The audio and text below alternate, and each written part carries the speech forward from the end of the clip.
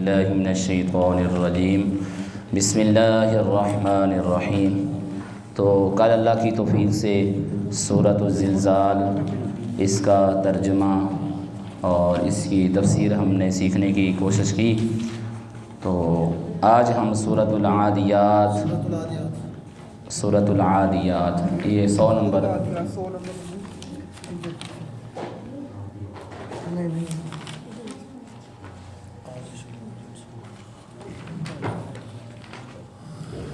تو سورۃ العادیات کا ہم ترجمہ سیکھنے کی کوشش کرتے ہیں۔ تو اعوذ باللہ من الشیطان الرجیم بسم اللہ الرحمن الرحیم۔ شروع اللہ کے نام سے جو بڑا مہربان نہایت رحم کرنے والا ہے۔ بسم اللہ الرحمن الرحیم کا ترجمہ، میں اللہ کے نام سے شروع کرتا ہوں جو بڑا مہربان نہایت رحم کرنے والا ہے۔ والعادیات ضبحا، واو کا معنی قسم ہے۔ واو کے دو معنی آتے ہیں عام طور پہ۔ واو کا ایک معنی ہوتا ہے اور، جیسے ہم نے پیچھے پڑھا تھا وقال الانسان، اور انسان کہے گا، واخرجت الارض، اور زمین نکالے گی۔ واو کا ایک معنی ہوتا ہے قسم اٹھانا یا قسم ہے، جیسے آپ کہتے ہیں نا واللہ، اللہ کی قسم، باللہ، تاللہ، اللہ کی قسم، یہ تینوں کا مطلب ایک ہی ہے، واللہ، اللہ کی قسم۔ تو یہ واو کا معنی کیا؟ میں قسم ہے۔ والعادیاتی، قسم ہے العادیاتی، تیز دوڑنے والے گھوڑوں کی۔ عادیات، تیز دوڑنے والے بھاگنے والے گھوڑوں کی، ہارس، گھوڑے۔ والعادیاتی، قسم ہے تیز دوڑنے والے گھوڑوں کی، ضبحا، جو سینے اور پیٹ سے آواز نکالتے ہوئے دوڑتے ہیں۔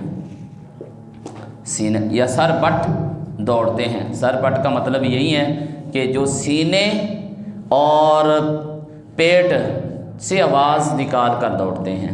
ترجمہ ہو جائے گا والعادیاتی، قسم ہے سینے اور پیٹ سے آواز نکالتے ہوئے دوڑنے والے گھوڑوں کی۔ تو ترجمہ کیا ہو گیا؟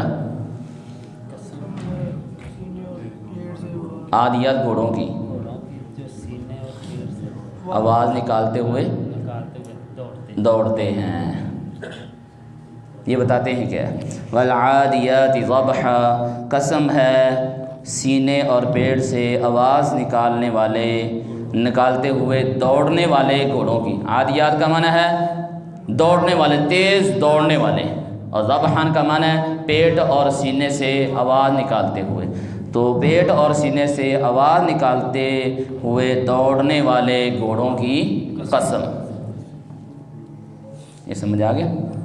یہ بتاتے ہیں کیا ہے، یہ اللہ نے قسم کیوں اٹھائی ہے اس کی۔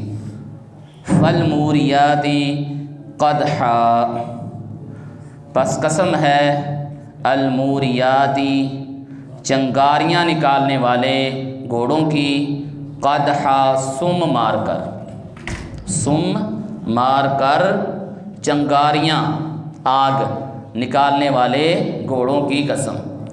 فالموریاتی قدحا، پس قسم ہے ان گھوڑوں کی جو چنگاریاں نکالنے والے ہیں۔ چنگاریاں کا مطلب آگ، یعنی ان کے پاؤں جب تیز دوڑتے ہوئے پتھر کے اوپر لگتے ہیں، رات کا وقت ہوتا ہے تو وہاں سے آگ کے شعلے نکلتے ہیں۔ جیسے آپ کیل کے اوپر ہتھوڑی وغیرہ کو زور سے ماریں تو وہاں سے چنگاری نکلتی ہے نا، اسی طرح گھوڑے جب تیز دوڑتے ہیں پتھریلے علاقے سے تو ان کے پاؤں کے نیچے جو سم لگی ہوتی ہے لوہے کی، تو جب وہ پڑتی ہے تو وہاں سے چنگاریاں نکلتی ہیں۔ وہی اللہ فرما رہے ہیں فالموریات قدحا، پس قسم ہے ان گھوڑوں کی جو چنگاریاں نکالنے والے ہیں، قدحا، سم مار کر۔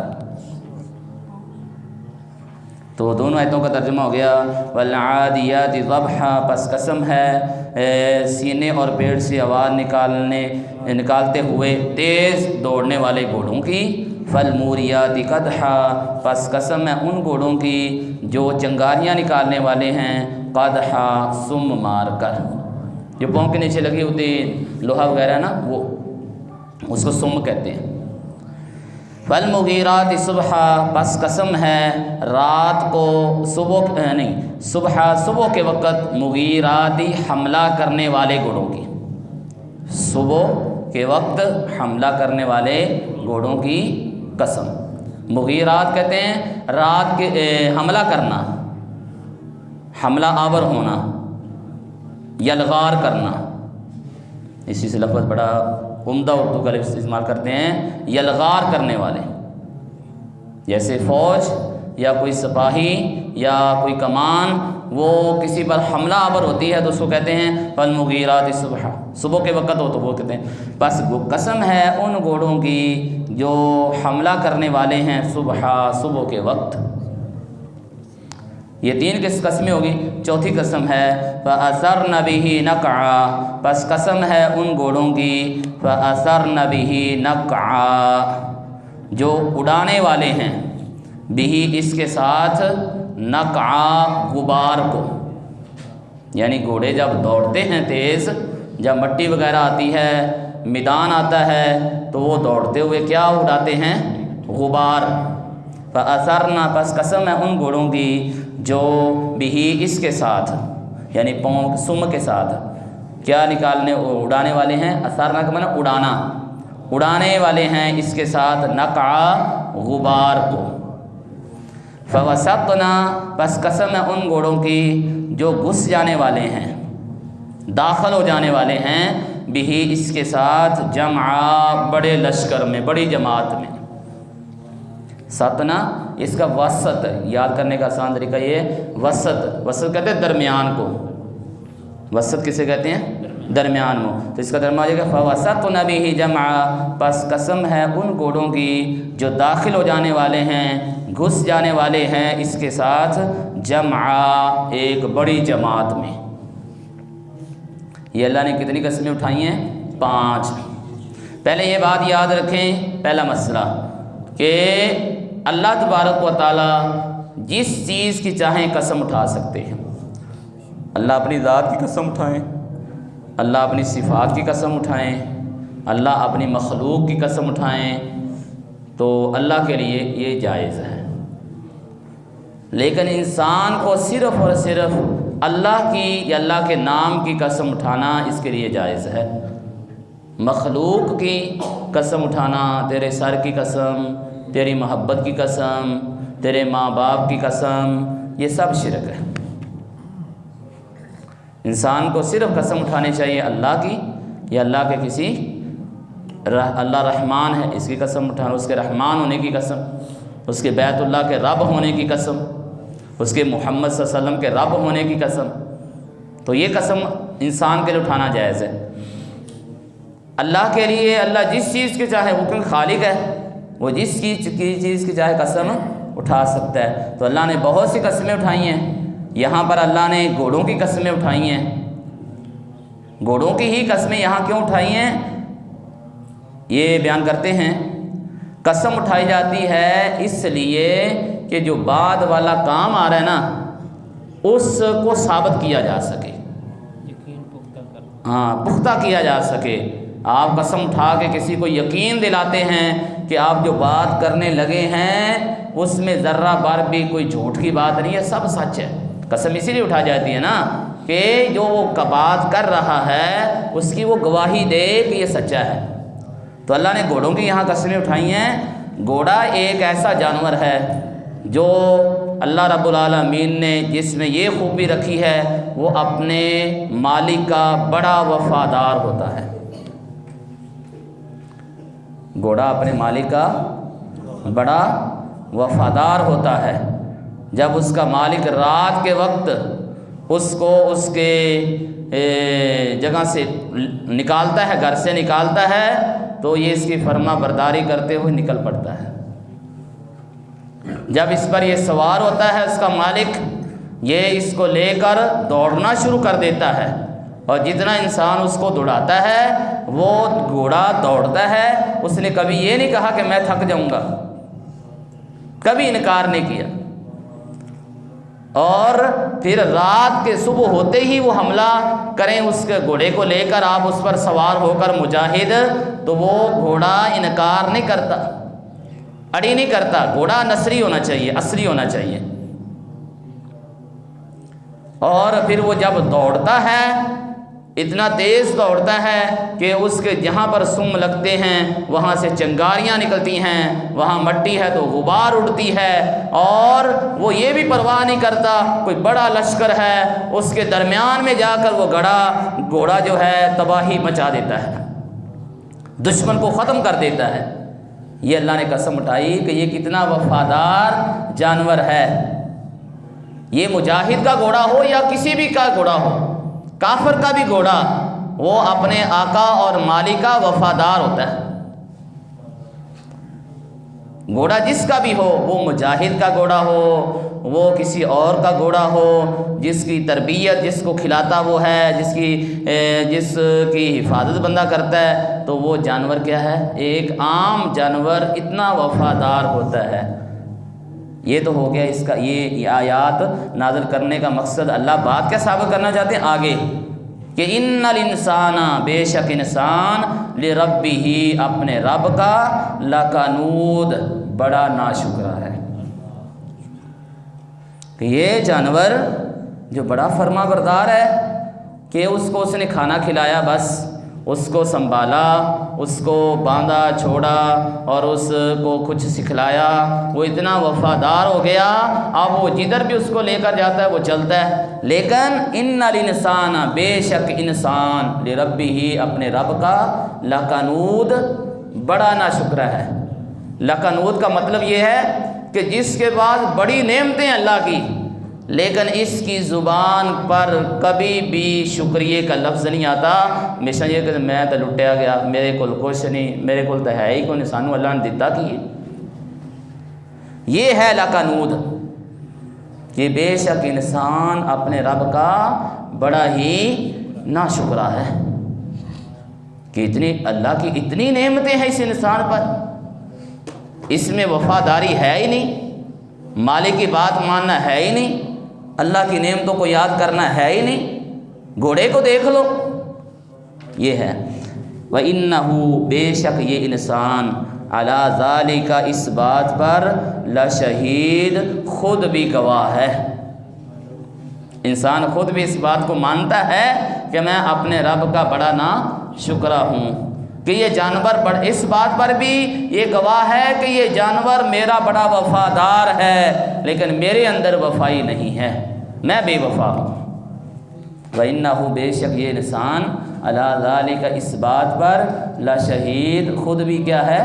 گواہ ہے، خود بھی مانتا ہے، کسی نہ کسی موقع پر آ کے یہ مان ہی جاتا ہے کہ میں ہی نہ شکرا ہوں، میرے اندر ہی بے وفائی ہے۔ اور آگے فرمایا وَإِنَّهُ لِحُبِّ الْخَيْرِ لَشَدِيدٌ، بے شک یہ انسان، لشدید، سخت حریص ہے، لِحُبِّ الْخَيْرِ، مال کی محبت میں، اس کو سخت مال کی محبت ہے۔ مال بڑا خیر، یہاں مال کے معنی میں ہے کہ بے شک یہ انسان، لشدید، بڑا سخت ہے، بڑا حریص ہے، لحب الخیر، مال کی محبت میں، مال کی بڑی محبت ہے اس کو، اس کے لیے ایک ایک چیز کو خوبصورت کرنے کی کوشش کرتا ہے۔ پیسہ کمانے کے لیے عورت کی ننگی تصویریں لگانی پڑتی ہیں، یہ لگا دیتا ہے، اور مال کی نمائش کے لیے آج آپ دیکھتے ہیں چوکوں چوراہوں میں تصاویر لٹکی ہوتی ہیں، اشتہار چل رہا ہوتا ہے، ایک شیمپو کی ایک پڑی اور ایک ٹکی کو بیچنے کے لیے کیا کرتے ہیں؟ عورت کو ننگا کر دیتے ہیں، عزتوں کو نیلام کر دیتے ہیں مال کے لیے۔ یہ ہے اللہ فرماتے ہیں بے شک یہ انسان مال کی محبت میں بڑا حریص ہے، بڑا سخت ہے، کمپرومائز نہیں کرتا، اپنے نقصان کو برداشت نہیں کرتا، نہ شکری شروع کر دیتا ہے نقصان ہوتے ہی۔ تو یہ اللہ نے 5 قسمیں اٹھانے کے بعد 3 باتیں اللہ نے ثابت کی، بیان کی کہ یہ دیکھ لو، تم غور کر لو کہ انسان اپنے رب کا بڑا ناشکرا ہے، انسان خود بھی اس کو مانتا ہے، اس کو مال کی شدید محبت ہے۔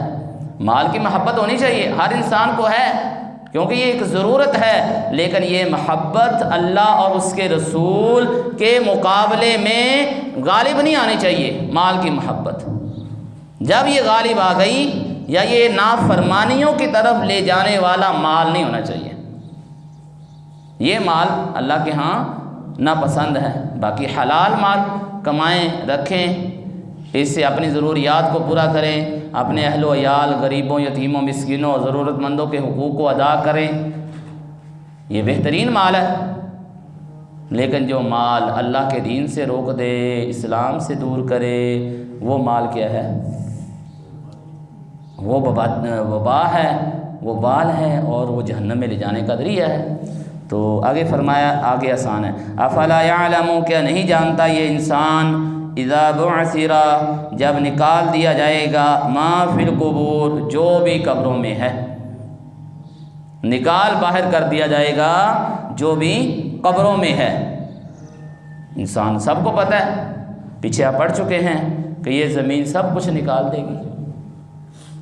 افلا یعلم، کیا نہیں یہ جانتا انسان، اذا بعثر، جب نکال دیا جائے گا، ما فی القبور، جو بھی قبروں میں ہے، وحصل، اور ظاہر کر دیا جائے گا، جیسے کہتے ہیں راز فاش کر دیا جائے گا، وحصل، ظاہر کر دیا جائے گا، ما، ان چیزوں کو، فی الصدور، جو سینوں میں ہیں، یعنی جو سینوں میں چھپی ہوئی ہیں، یہ سب راز قیامت کے دن کھل جائیں گے۔